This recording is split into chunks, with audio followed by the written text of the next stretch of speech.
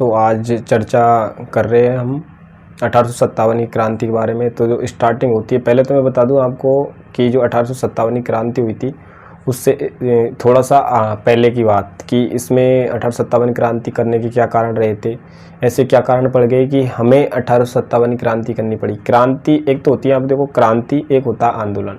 आंदोलन में तो आप किसी भी चीज़ की मांग के लिए आपको बिना हथियार के उसको आप उस जगह पे जा सकते हो। माना कि आपको सरकार से कोई मांग मंगवानी है या फिर आपको सरकार से कुछ बातें मनवानी है, तो आप क्या करोगे, एक साथ एकजुट हो गए और एक साथ एकजुट होकर आप किसी भी चीज़ जगह धरना दे सकते हो या किसी भी जगह पर जा सकते हो। लेकिन आप वहाँ पे केवल शांतिपूर्ण तरीके से जाओगे, ये नहीं कि वहाँ पे आप लाठी लेके चले गए और ये तलवार लेके चले गए या फिर बंदूक लेके चले गए, ऐसी चीज़ें नहीं लेके जाओगे तो वो हो जाएगा एक शांतिपूर्ण आंदोलन हो रहा है। लेकिन यदि उसको सैनिकों के द्वारा किया जाए, आर्मी के द्वारा किया जाए, और आर्मी में भी यदि उसमें लड़ाई कर ले, किसी को मार दे, काट दे, तो ये होती है आपकी क्रांति। तो क्रांति और आंदोलन में आप समझ गए, इसलिए हम 1857 की इसको आंदोलन नहीं कहकर इसको क्रांति कहते हैं। तो जो 1857 की क्रांति हुई थी तो उसके पीछे क्या कारण रहे थे वो थोड़ा सा हम समझने की कोशिश करते हैं। सबसे पहले स्टार्ट करते हैं हम कि हमारे यहाँ पर अंग्रेज़ों के द्वारा, ये अंग्रेज़ों के ख़िलाफ़ हमने ये आंदोलन क्या क्रांति की थी। तो क्रांति जब स्टार्ट की थी उसके पीछे कुछ कारण तो हो गए कि हमने अंग्रेज़ों को क्रांति की, मतलब अंग्रेज़ों से हमने लड़ाई की, तो ऐसा क्यों किया, तो उसके पीछे कुछ कारण है। तो मैं सबसे पहले आपको उस जगह पर लेकर चलता हूँ जब यहाँ पे अंग्रेज़ आए थे। तो लगभग आपको पता है 1600 ईस्वी के समथिंग यहाँ पे हमारे अंग्रेज़ आ गए थे, व्यापार करने के लिए आए थे। जब यहाँ पे व्यापार करने के आए तो उन्होंने अपना एक बेस बनाया, अड्डा बनाया और धीरे धीरे यहाँ पे व्यापार करने लगे थे। अब जब उनका व्यापार तेज़ी से बढ़ने लगा तो उनको मतलब रहने के लिए और अपने सामान की सुरक्षा के लिए ज़मीन चाहिए थी। हालांकि जब वो आए थे तो यहाँ पे राजा और महाराजाओं के नीचे काम करने लगे थे, तो अब इनको जैसे जैसे इनको ज़मीन की आवश्यकता पड़ने लगी थी तो इन्होंने क्या किया कि जो नवाब थे उनके साथ में मिल के जुल के उनको कुछ खिला पिला के, जैसे तो अब मैं बात करूँ कि अंग्रेज़ों की जो दारू होती थी, बियर शराब होती थी, वो ज़्यादा फेमस थी। और यहाँ के जो लोग थे वो शराब को थोड़ा कम पिया करते थे, शराब पिया करते थे लोकल वाली, लेकिन इंग्लिश कम पिया करते थे।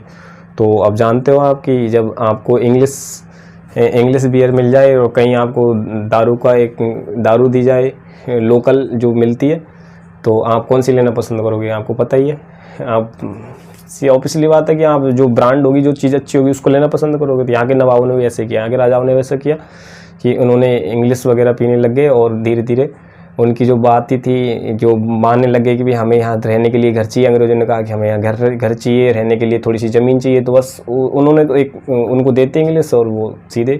तो इस वजह से क्या हुआ कि अंग्रेज़ों का साथ अब राजा देने लगे थे। प्रजा उनके खिलाफ थी, लेकिन क्या करे, प्रजा क्या कर सकती, जब राजा का हुक्म हो तो प्रजा कुछ भी नहीं कर सकती। तो धीरे धीरे ये नवाब थे अंग्रेज़ों के साथ में मिलने लगे। जब ये अंग्रेज़ों के साथ में मिलने लगे तो ऐसी स्थिति आ गई कि अंग्रेज़ों के खिलाफ जनता होने लगी। अब जनता अंग्रेज़ों के खिलाफ क्यों होने लगी, क्योंकि इन्होंने सहायक संधियाँ करना स्टार्ट कर दिया था। इन्होंने एक अपना बड़ा बेस बना लिया था, एक अड्डा बना लिया, रहने के लिए अलग से किला बना लिया था अंग्रेज़ों ने, और अपनी एक कंपनी की स्थापना कर ली थी जिसे हम बोलते हैं ईस्ट इंडिया कंपनी। तो अंग्रेज़ों की एक कंपनी हो गई थी पूरी। अब कंपनी यहाँ पे शासन करने के लिए धीरे धीरे अपना विस्तार कर रही थी। विस्तार जैसे जैसे कर रही थी, हम कहते हैं कि जब वो विस्तार कर रही थी मतलब विस्तारवादी नीति अपना रही थी।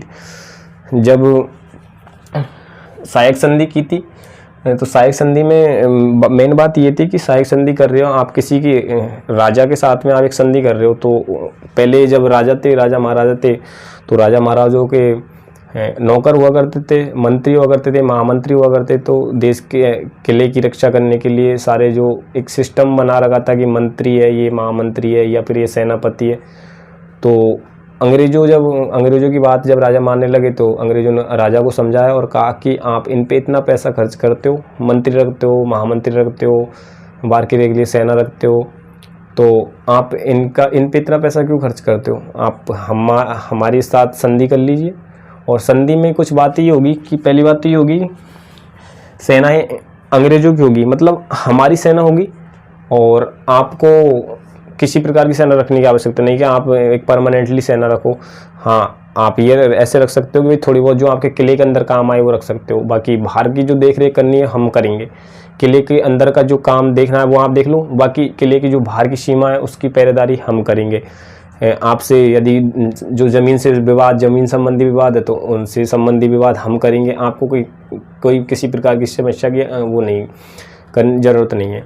तो राजाओं को अच्छा लगा। उन्होंने कहा कि यदि ऐसा हो जाता है तो होगा ये कि अब राजा है, राजा यदि अंग्रेज़ों के साथ में संधि कर लेंगे तो उनका पैसा कम लगेगा, और जब पैसा कम लगेगा तो राजा का पैसा भी कम उठेगा।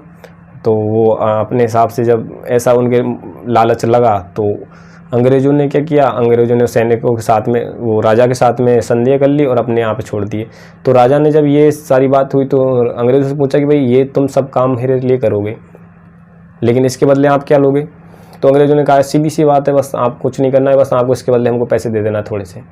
तो पैसे कितने कि जब आपको जब हमारी सेना की ज़रूरत पड़े, जब आप बता देना उस टाइम जितना पैसा लगेगा हम ले लेंगे, ज़्यादा नहीं लेंगे बस, ठीक है।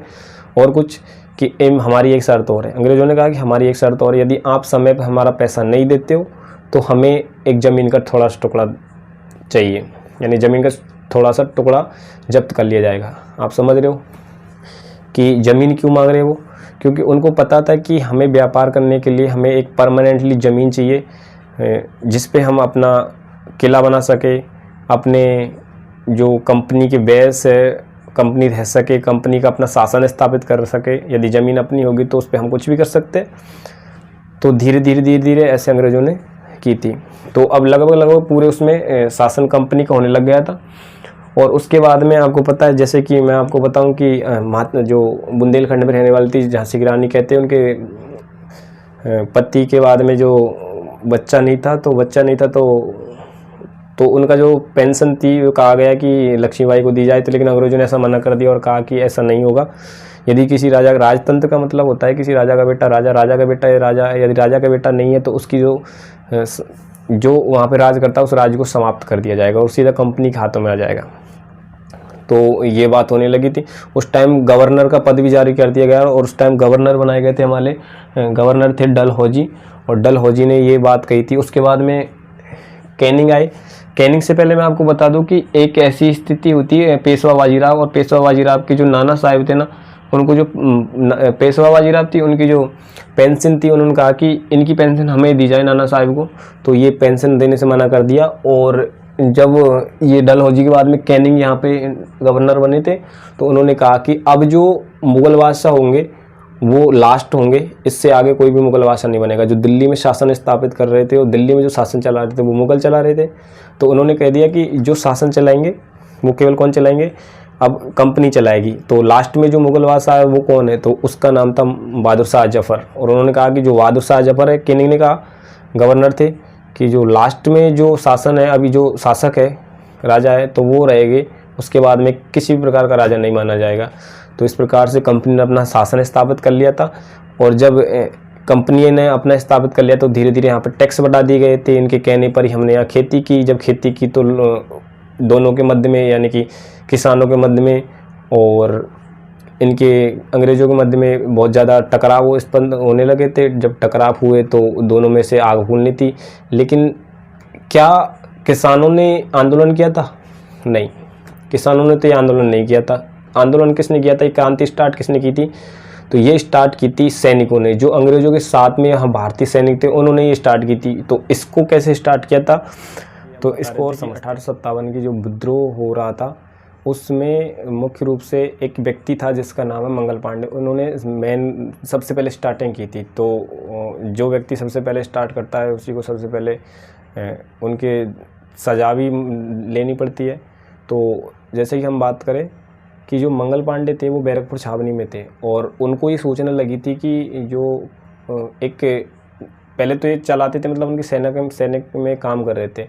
तो इनको अब नए आधुनिक हथियारों के बारे में चलाने के लिए कहा गया। तो जब इनको आधुनिक हथियार चलाने के बारे में कहा गया तो जिनको एक कारतूस लगता था, कारतूस मतलब एक ऐसे कारतूस होता है, कारतूस में अंदर तो आपके बारूद भरा होता है और बारूद के ऊपर आपके गोली लगी होती है। उसे क्या करना पड़ता है कि उस पे ऊपर जो एक चर्बी चंडी होती है, चर्बी को क्या करना है, मुंह से ऐसे हटाना पड़ता है। जैसे उसको हटाते हैं तो जब मुंह से हटाते हैं उसको, उसके बाद में उस बारूद को उसमें डालना पड़ता है। जो बंदूक थी उसका नाम था इनफील्ड राइफल। Enfield rifle. तो ये इनफील्ड राइफल थी, ये आधुनिक हथियार थे, और तो इसमें इसको डाल के बारूद को फिर गोली लगा के फिर उसमें निशाना लगाना पड़ता है। तो जब ये नई नई बंदूक चलाने लगी तो धीरे धीरे इनको सूचना लगी थी, जो मंगल पांडे थे उनको सूचना लगी कि जो हमारी जो नई राइफ़ल आई है इनफील्ड राइफ़ल, तो उनमें क्या है कि जो बारूद, जो कारतूस लगाए जाते हैं उनमें जो बारूद और गोली के ऊपर जो लेप किया जाता है, उस लेप में गाय और सूअर की चर्बी है।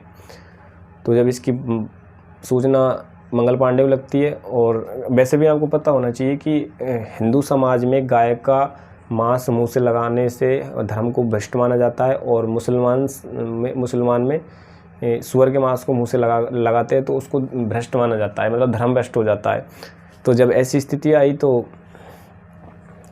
मंगल पांडे ने मना कर दिया और कहा दिया कि हमें इस बंदूक को नहीं चलाएंगे, और मतलब उनकी जो बात थी ना, उन बातों को मानने से मना कर दिया, इनकार कर दिया। जब इस बात की खबर अंग्रेज़ों को लगी तो अंग्रेज़ों ने सोचा कि यदि इस व्यक्ति को हमने इसको छोड़ दिया, मंगल पांडे को यदि हमने छोड़ दिया या फिर इसको ऐसे जाने दिया, तो ये पूरे छावनी में, सैनिकों में, सब में, जो हिंदुस्तान के जो सैनिक हैं इनमें सब में क्या करेगा, बात फैला देगा। और जो ये बात है, तो इन्होंने दबाने के लिए मंगल पांडे को, जो मंगल पांडे था उसको फांसी दे दी, और 29 मार्च 1857 को ये फांसी दे दी थी।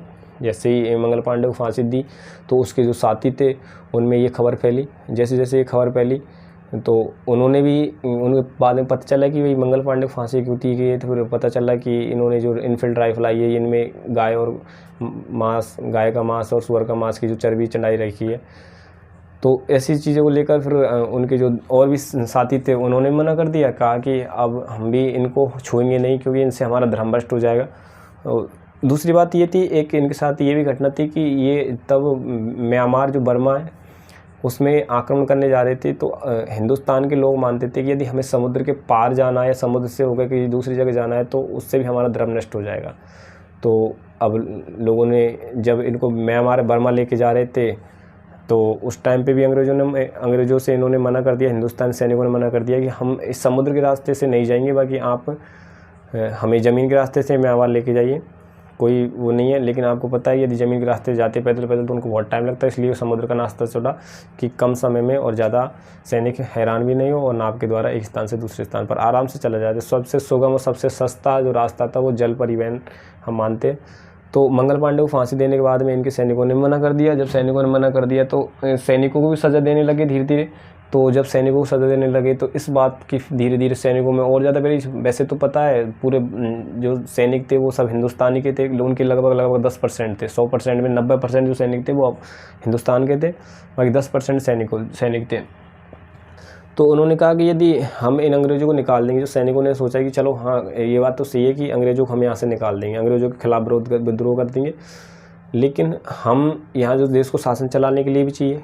तो अब ऐसे कौन हो सकते हैं कि देश का शासन अपने हाथों में चलाए। तो किसी समझदार था तो उसने कहा कि तो पहले अंग्रेज़ नहीं आए थे, उससे पहले इस शासन को कौन चला रहे थे। तो उससे पहले तो बहादुर शाह जफर चला रहे थे और उसके जो परिवार वाले थे वो चला रहे।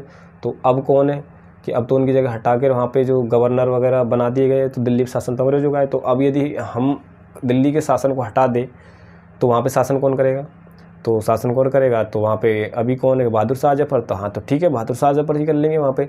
तो अब कुल मिला के बात ये थी, जो सैनिक थे उन्होंने विद्रोह कर दिया, और अभी तक बहादुर शाह जफर को जो वहाँ थे उनको पता ही नहीं चला कि भाई हमें यहाँ राजा मार रहे, और उन्होंने अपने आप में घोषित कर दिया हमारा राजा कौन, हमारा राजा कौन। तो हमारा राजा कौन, तो हमारा राजा बहादुर शाह जफर है। तो बहादुर शाह जफर को तो अभी कुछ मालूम ही नहीं था, और उसे तो सोच रहे थे कि भाई वो तो अपनी मस्ती मस्त था, उसे कोई लेना देना नहीं। इधर से सैनिक क्या करते अपने साथ में आक्रमण करते हैं, और 10 मई को दिल्ली पहुंचते हैं। दिल्ली पहुंचकर बहादुर शाह जफर को अपने आप में एक नेता घोषित कर देते हैं, वहाँ से राजा घोषित कर देते हैं।